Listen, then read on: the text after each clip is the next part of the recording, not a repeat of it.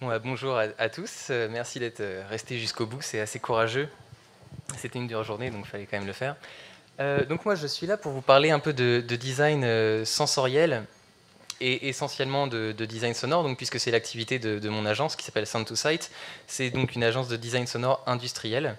Euh, donc je vais commencer tout de suite par vous présenter un peu ma formation, parce que je pense être un peu le petit poussé de la journée, parce que c'est une agence qui a 10 mois. Donc voilà, on n'a même pas un an d'existence, et j'ai terminé ma formation aux Beaux-Arts du Mans l'année dernière en fait. Donc voilà, c'était assez rapide. Je vous montre ça également parce que tous les logos que vous voyez ici, ce sont donc les logos des partenaires de la formation, donc un master de design sonore, et ils reflètent assez la discipline, c'est-à-dire que on a ici des laboratoires d'acoustique, on a le LOM qui est un laboratoire d'acoustique universitaire, l'ITEM, un institut technique européen des métiers de la musique, les Beaux-Arts, l'IRCAM, qui est donc un institut de recherche et de coordination acoustique-musique qui rassemble finalement des chercheurs et des artistes sur des questions type voilà, comment créer de nouvelles technologies pour de nouvelles problématiques artistiques. Et le but ensuite, c'est de les appliquer à des domaines plutôt du quotidien. Et ensuite, l'ENSI, donc école de design industriel. Euh, le plan que j'ai choisi, en fait, c'est pour vous montrer déjà dans un premier temps ce qui, selon moi, ne fait pas partie du design sonore industriel, mais que pour des problèmes de terminologie, nous, on appelle ça sound design en anglais, qui concerne plutôt le cinéma et le jeu vidéo, mais je vais en parler un petit peu parce que c'est très important. Ensuite, on va parler de design sonore. Là, ça concerne plutôt vraiment la partie sensorielle. Et je vais vous parler un petit peu de tous les cas où le son peut avoir un intérêt assez grand. Et ensuite, je vais vous présenter un projet qu'on a pu réaliser récemment avec le groupe PSA pour la problématique des véhicules électriques. Et ce sera l'occasion pour moi de vous présenter la méthodologie qui est assez particulière. Alors, pour commencer, on va parler de sound design. Ici, c'est des extraits, ce sont des photos, pardon, de studios d'enregistrement, de bruitage, etc. Les prémices du design sonore, ça vient vraiment du cinéma muet, où il a fallu trouver des sons ensuite à faire en direct, comme ça, sur scène. Voilà, on imagine ici un orchestre avec des bruiteurs, etc. Et c'est quelque chose de très important parce qu'ils ont apporté beaucoup à ce qu'on fait nous maintenant aujourd'hui. Et là, j'ai une petite vidéo qui va nous détendre un petit peu, si on peut la lancer. C'est moi qui la lance. D'accord. Parce que je... Ah oui, ok, pardon. C'était au temps où l'on ne savait pas encore tellement ce qu'était le temps.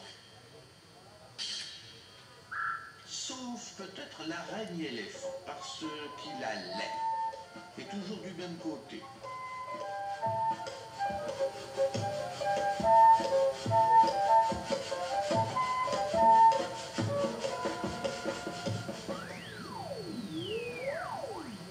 En ce temps-là, les méduses médusaient.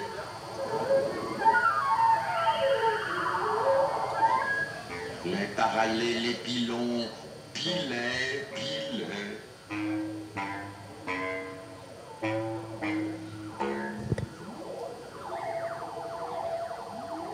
Les amibes amibaient, amibaient.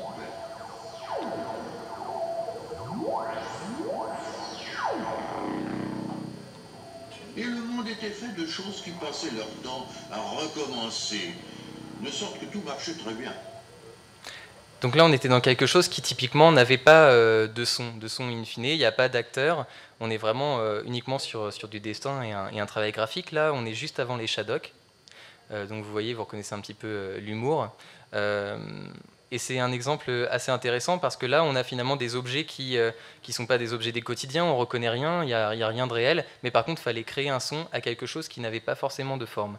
Et c'est assez important parce que dans la suite de ce que je vais vous présenter, c'est exactement le cas, finalement, le cas de figure qu'on a avec tout ce qui va être objets connectés, nouveaux services, nouveaux usages, etc. Ensuite, voilà, tout simplement une autre image, donc un travail sur le jeu vidéo. On a quelque chose de tout à fait similaire, donc j'ai passé assez rapidement. Et rentrer dans le vif du sujet, donc vous parlez vraiment de design sensoriel et de design sonore.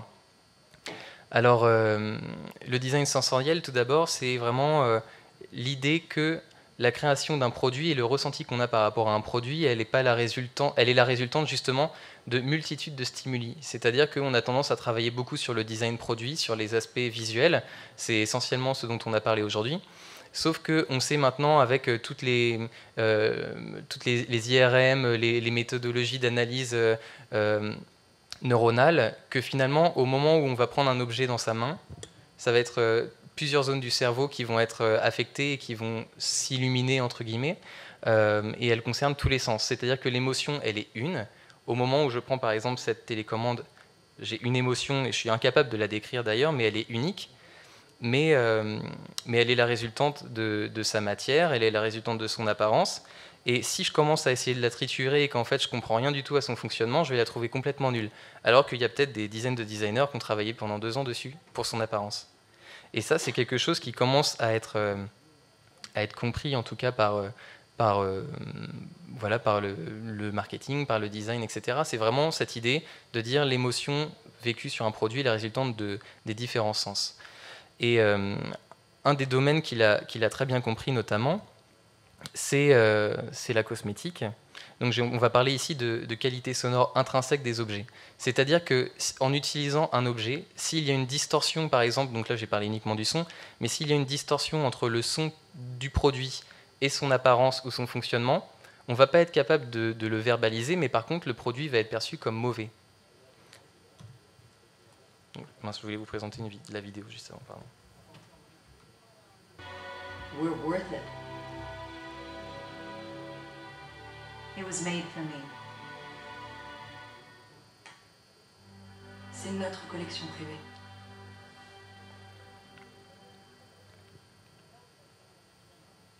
J'ai coupé la pub pour aller un peu plus vite, mais il y a quand même 1 minute où on voit toutes les égéries qui disent L'Oréal, c'est trop bien. Et ensuite, on a un instant de silence juste pour le son de fermeture. Donc là, c'est bien quand même montrer la prise de conscience qui a été faite par le groupe.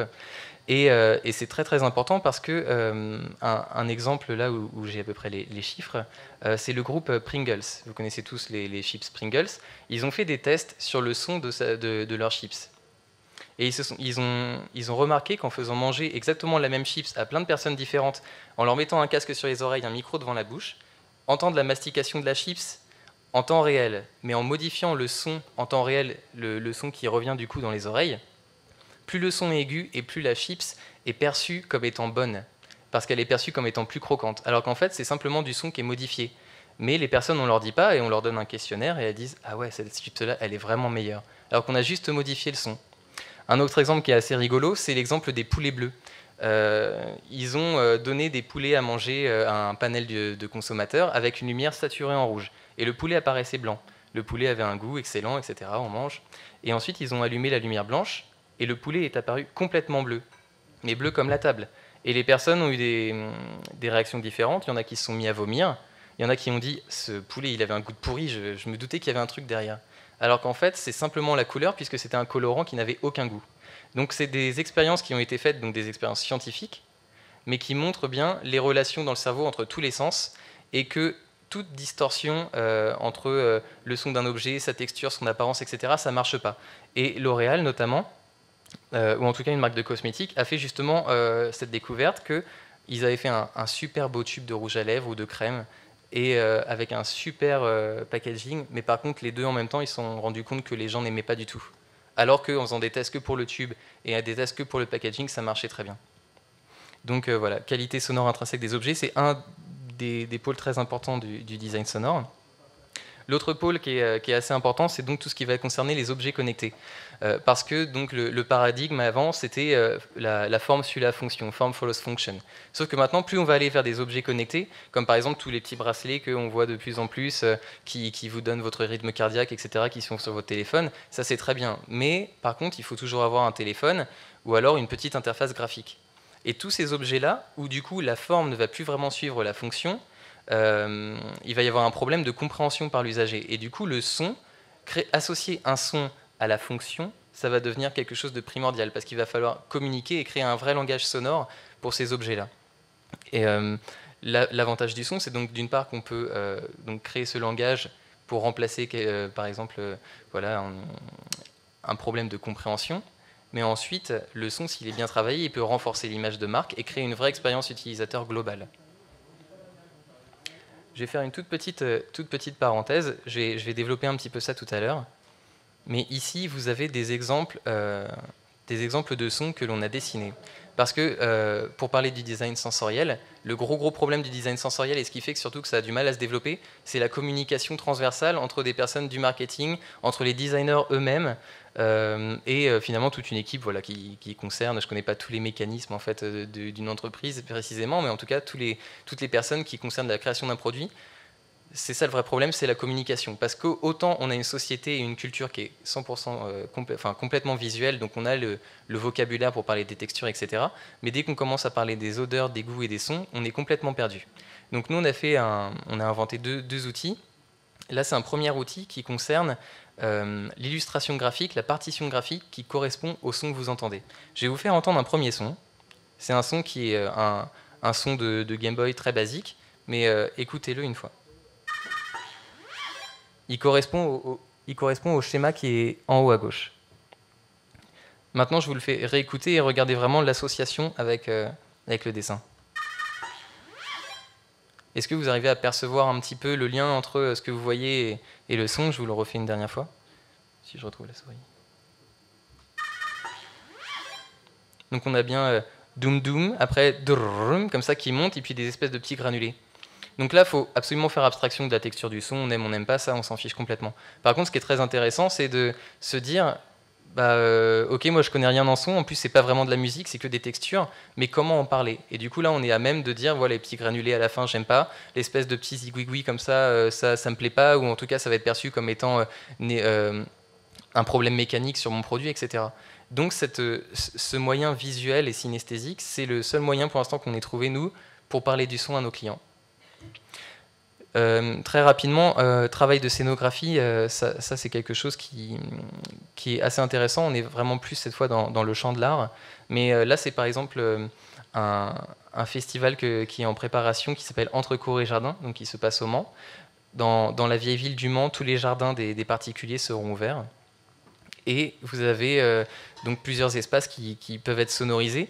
Et l'idée ici, c'est pas de mettre de la musique un peu partout, de créer des ambiances. Là, on est vraiment sur des ambiances sonores qui sont spatialisées avec différents haut-parleurs pour renforcer. L'idée du design sonore, c'est de renforcer et d'accompagner plutôt que de remplacer. Là, ici, on ne veut pas créer une ambiance sonore qui va aller à l'encontre du jardin, par exemple, mais aller plutôt sur quelque chose qui va l'accompagner, qui va faire écho. Très rapidement. Après, sur la question des ambiances et des identités sonores, encore quelque chose d'assez rapide. Donc, on connaît tous un peu les effets de la musique sur les magasins. Un tempo rapide, on a tendance à croire que ça a fait que voilà, les jeunes adorent, etc. Sauf qu'en fait, les ventes, elles sont plus faibles que si on a un tempo lent qui va du coup amener à une certaine concentration et en fait, on va augmenter les ventes. Et ça peut être assez conséquent.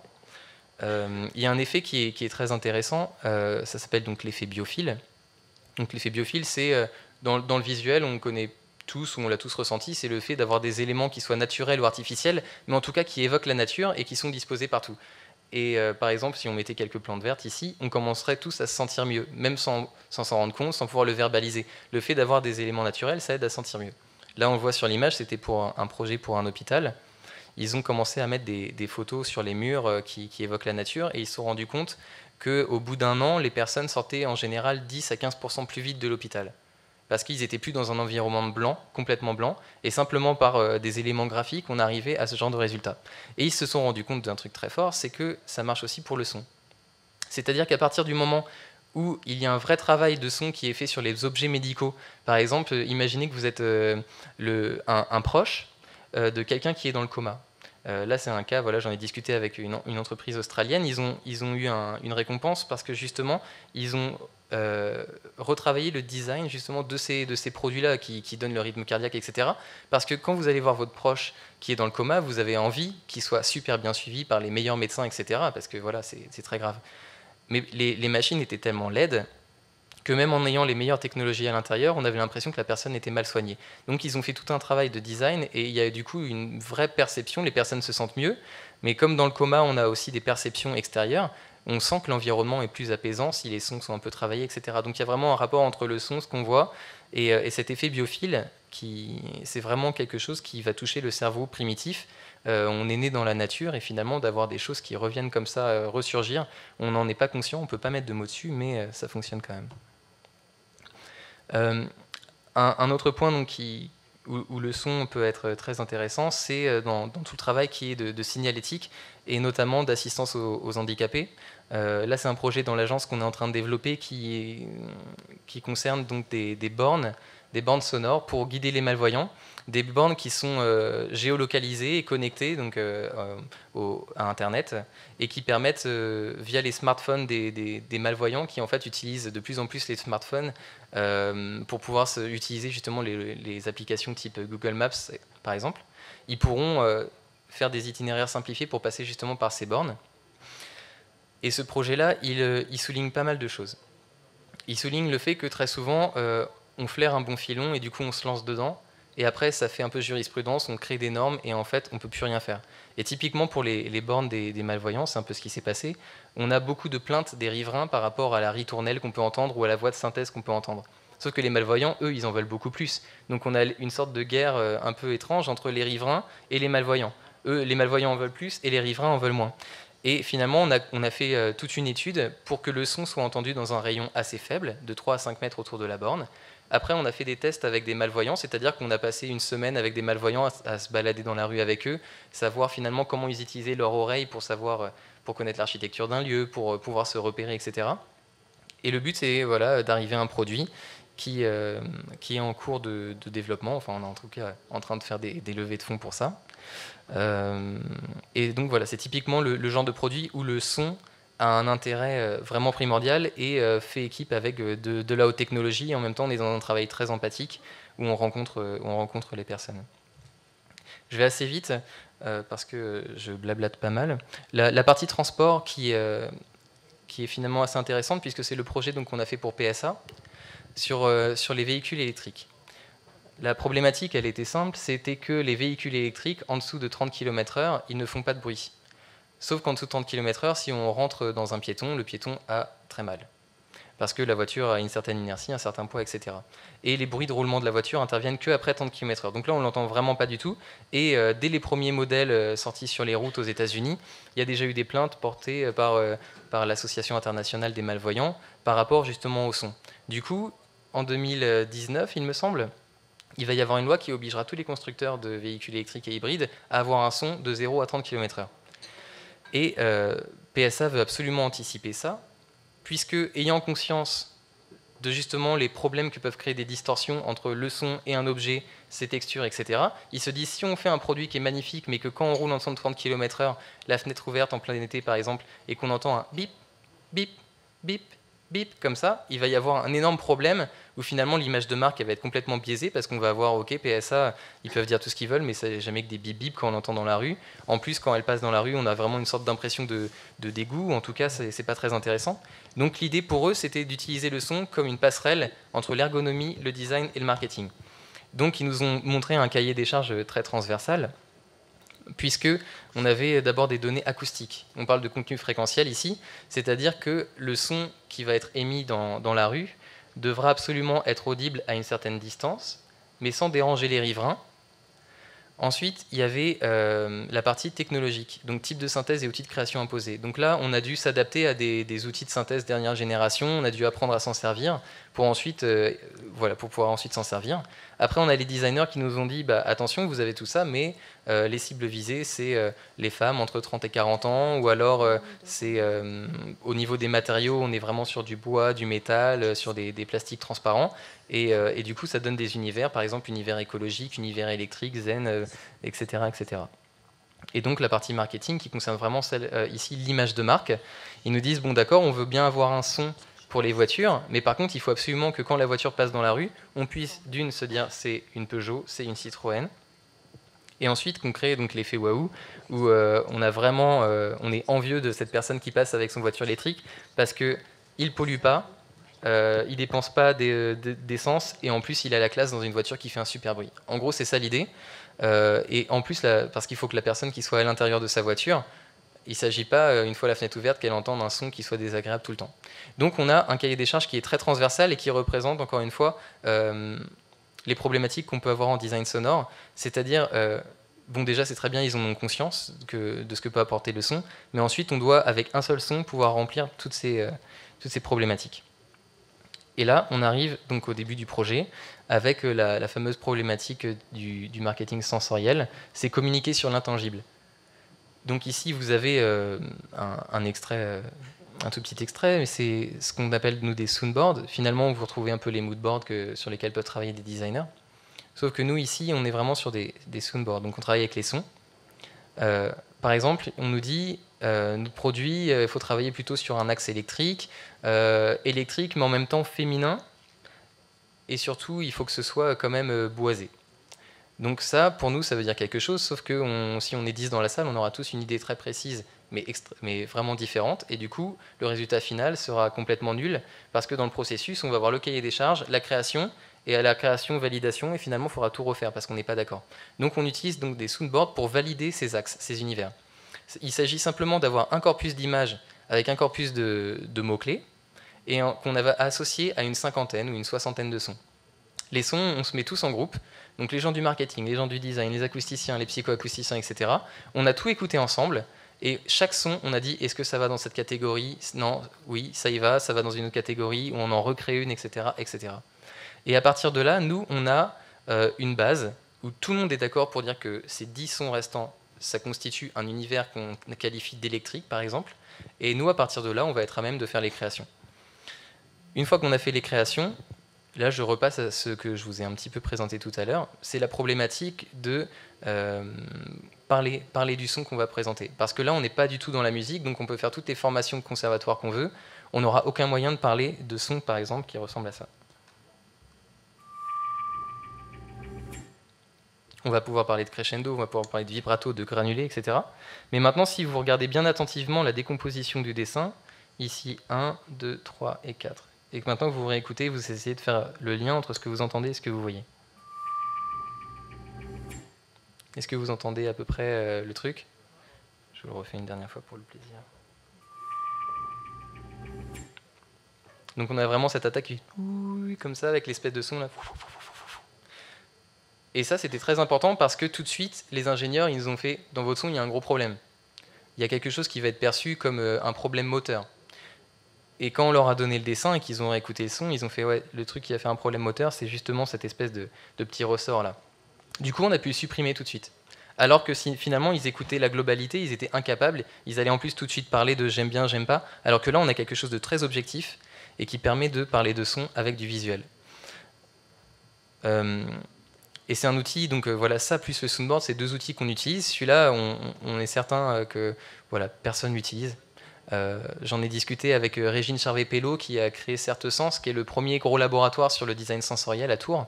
Et quand on lui a présenté ça, elle nous a dit protégez-le. Donc me le piquez pas, mais voilà, il faut qu'on essaye de trouver une solution pour protéger une méthodologie, c'est pas simple. Donc pour qui, j'en ai terminé avec cette présentation, pour qui finalement on peut s'adresser à plein de personnes. C'est un petit peu décalé. Pour les agences de communication, donc forcément pour les questions d'identité de marque et de design sonore, plus pour le web par exemple, pour des applications. Agence de design produit et industriel, donc notamment pour tout ce qui va être le son intrinsèque, un peu comme le projet de L'Oréal, où là on va être conseillé, on va être à même de voilà, diriger une équipe, travailler avec les plasturgistes, les ingénieurs, les designers. Et forcément il y a l'image de marque dedans, parce qu'à partir du moment où on travaille sur le son et la qualité sonore d'un objet, il y a la notion d'image de marque. Ensuite, il y a la question des nouveaux usages pour tout ce qui va être objet connecté, justement. Nouveaux usages, nouveaux problèmes. On le voit par exemple pour les véhicules électriques, on ne s'y attendait pas, mais du coup, hop, il y a une plainte qui tombe et tout de suite, il va y avoir une nouvelle loi pour leur créer un son. Ou par exemple, cet exemple du bracelet qui n'a pas forcément d'interface graphique, il va falloir lui créer un langage. Ensuite, tout ce qui est musée artiste, etc., c'est vraiment le côté scénographique. Et pour les industriels, les architectes et les urbanistes, là, on peut faire un vrai travail d'immersion et de signalétique sonore avec des technologies spécifiques de diffusion. On peut créer des espaces vraiment immersifs qui vont souligner les intentions d'un architecte, souligner les intentions d'un artiste. Donc voilà pour la présentation. J'ai essayé de faire assez vite, mais il y a beaucoup de choses à dire. Donc voilà, merci beaucoup pour votre attention.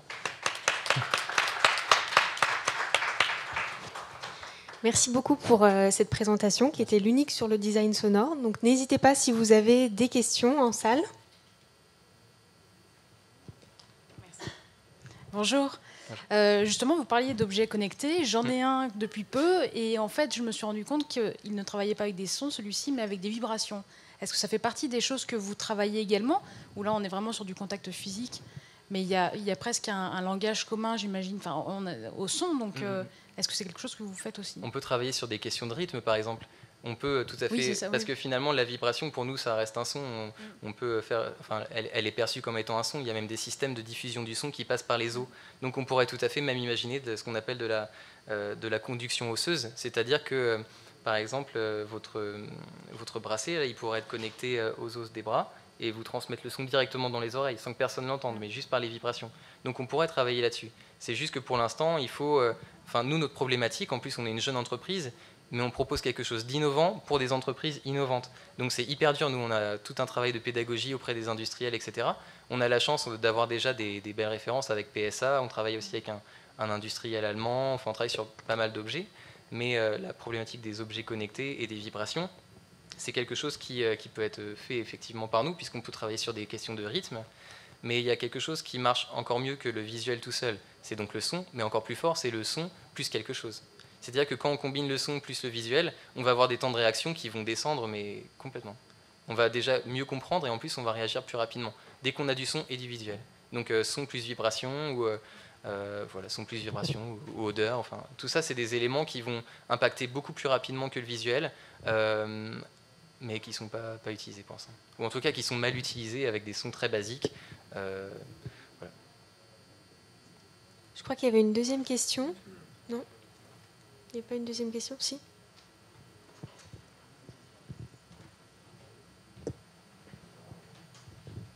Est-ce que dans le cadre de votre travail, vous pensez être à même, dans le futur, de créer une sonothèque qui serait liée à des typologies, à des cibles particulières en fonction des produits? Je pense par exemple aux enfants, aux jeunes adultes, en fonction... Parce que est-ce qu'il y a des sons en fait, qui peuvent être associés assez naturellement à des cibles plus qu'à des produits? En tout cas, pour des univers, c'est vrai. Par exemple, les univers électriques, écologiques, etc. On a des grandes banques de sons et petit à petit, on commence à faire des tris déjà. C'est-à-dire que quand on nous commande un soundboard par rapport à un univers, je dis n'importe quoi, on a eu là par exemple univers organique récemment, on a pu déjà les piocher dans divers univers. Donc on a une certaine base de son qui correspond à quelque chose d'organique, mais qui n'est pas du tout organique pour moi, ni pour mon collaborateur, mais qui, à force de rencontrer des gens, on arrive à avoir une sorte d'universalité, ce serait un gros mot, quoi, mais on arrive à avoir quelque chose qui correspond assez souvent à quelque chose de perçu comme étant organique. Et après, par rapport au travail avec des enfants, le projet d'objets connectés avec les petits dessins, c'était justement un projet d'objets connectés à destination des enfants. Et là, il y a tout un travail qui a été fait avec des enfants, de tester plein de sons pour voir est-ce que tu comprends que quand tu entends ce son, c'est ton papa qui t'envoie un message depuis son travail pour te dire de te laver ou de te brosser les dents. Est-ce que tu comprends? Donc on a fait des tests avec des enfants d'âge très divers. Et là, il y a tout un travail sur qu'est-ce que c'est que la culture de ces enfants, la culture sonore. C'est-à-dire que moi, ce qui va me paraître un son comme, je sais pas, agréable ou relaxant, pour quelqu'un qui est plongé dans la culture manga, culture asiatique, etc., peut-être que lui, ça va paraître extrêmement stressant. Donc c'est assez compliqué de faire des cibles, ou en tout cas, si on faisait des bases de données cibles, il faudrait faire par continent, par culture. Je pense qu'on peut y arriver, mais ça va être compliqué quand même. J'avais une deuxième question où vous posiez la question de savoir si vous pouviez déposer votre méthodologie. Est-ce qu'on peut... Vous avez la réponse. Je me pose la question aussi de savoir si on peut déposer un son, parce qu'il y a quand même... À partir d'un moment donné, il y a des effets réseau positifs dans l'utilisation des sons. La plupart des smartphones utilisent peu ou prou les mêmes typologies de sons pour indiquer qu'on reçoit un SMS, un email ou que sais-je, et les gens utilisent... finalement, n'essaye pas de se différencier par rapport à ça. Est-ce que vous pensez que vous pouvez déposer des sons? C'est compliqué et ça prend beaucoup de temps, donc on ne le fait pas en fait. Parce que autant on peut par exemple protéger une identité sonore, parce que quand on a le document de l'INPI, on peut écrire carrément la portée avec les notes et dire voilà, ça c'est joué au piano et ça fait tam tam talam par exemple. Sauf que nous on est sur des sons parfois qui font 50 millisecondes. Je me souviens d'avoir fait un projet pour la marque Coyote, où c'était simplement un retour écran qu'il fallait travailler, parce que donc là, du coup, on est vraiment dans l'ergonomie, mais on avait un appareil donc, qui est dans la voiture, et en appuyant dessus, si on n'a pas un retour sonore, on va regarder, c'est bon, ça a été pris en compte ce que j'ai fait. Donc là, il y avait un vrai problème, et on était sur des sons qui faisaient 10-20 millisecondes, et c'était simplement des... Ceux qu'on pouvait en faire en bois, en métal, en mousse, en tout ce qu'on veut, on peut faire 1 million de variantes, mais les disques qu'on a ensuite transmis à la marque, par exemple, ils vont en mettre qu'un seul dans le produit, mais après, on ne peut pas quantifier combien de fois ça a été utilisé, etc. Ce qui n'est pas le cas, par exemple, d'une jingle de la SNCF, où on sait très bien combien de fois ça a été émis, ou en tout cas, c'est une sorte de package où tous les ans, l'agence qui a fait l'identité sonore reçoit du coup les royalties. Nous, on préfère tout vendre parce qu'on ne peut pas trop calculer, si ce n'est dire, bon, bah, vous avez vendu tant de voitures, donc on considère que le clignotant est entendu 1 million de fois dans le cycle de vie d'une voiture, donc vous nous devez tant. On préfère donner tout... c'est un peu compliqué. Ce qui est important, c'est peut-être pas forcément les royalties, mais le fait de posséder le son. Ouais. Pour l'instant, c'est pas trop... En fait, non. On fait à chaque fois des sons qui sont vraiment faits sur mesure. On n'a jamais de sons qui se ressemblent. Parfois, on réutilise des mêmes bases de sons. C'est-à-dire que, je sais pas, juste pour une marque, par exemple, on va utiliser un son de camion qu'on va mélanger à un sabre laser, mélanger à des oiseaux qui chantent et à des grillons. Tout ça pour créer un son de 500 millisecondes qui va au final servir à un son clignotant d'une voiture hybride, quoi. Donc voilà, on va choper des éléments un peu partout. Donc après, protéger le son et le modifier, c'est pas compliqué. Donc on préfère tout livrer. Et c'est plus simple pour nous, en tout cas, en gestion. En tout cas, pour l'instant. Après, si vraiment, peut-être qu'on a beaucoup plus de projets d'envergure et que là, on peut quantifier l'utilisation, là, peut-être qu'il y aura des protections un peu plus sérieuses. Merci. On va passer à Saint-Étienne s'il y a des questions au sujet de cette présentation. Effectivement, Amélie, je m'embrasse. Le montez en douceur. Bonsoir, Béatrice Paul, je suis designer d'intérieur et je touche beaucoup au marketing sensoriel. Et je voudrais savoir en termes de son s'il y a des codifications. Je vois que vous avez réussi à disséquer un petit peu les bandes sonores avec des dessins. Et est-ce qu'il y a une codification qu'on peut retrouver pour avoir une meilleure communication avec nos clients quand on essaie de mettre en valeur tout ce qui est marketing par le son? En fait, on sait qu'il y a certains éléments qui vont avoir plus d'influence à l'intérieur même de la musique, en fait, si vous voulez. C'est assez drôle de répondre à quelqu'un qu'on ne voit pas. C'est-à-dire qu'il y a des expériences qui ont été faites où on a mesuré l'influence du tempo, l'influence des hauteurs, l'influence des rythmes. Du coup, si on arrive à cataloguer, par exemple, se dire, voilà, j'ai un magasin de chaussures qui a un esprit comme ci, comme ça, du coup... si je fais un tableau, par exemple, si je relie chaussures à enfants 3-5 ans, du coup, est-ce que ça pourrait me donner des rythmes assez lents avec des sons enfantins? Après, l'idéal, ce serait d'avoir une sorte de tableau génératif qui pourrait aller chercher dans iTunes toutes les musiques qui correspondent à ça. Et ça, pour l'instant, les outils n'existent pas, mais je sais qu'ils sont en développement à l'IRCAM notamment, où on est en train de faire de la détection...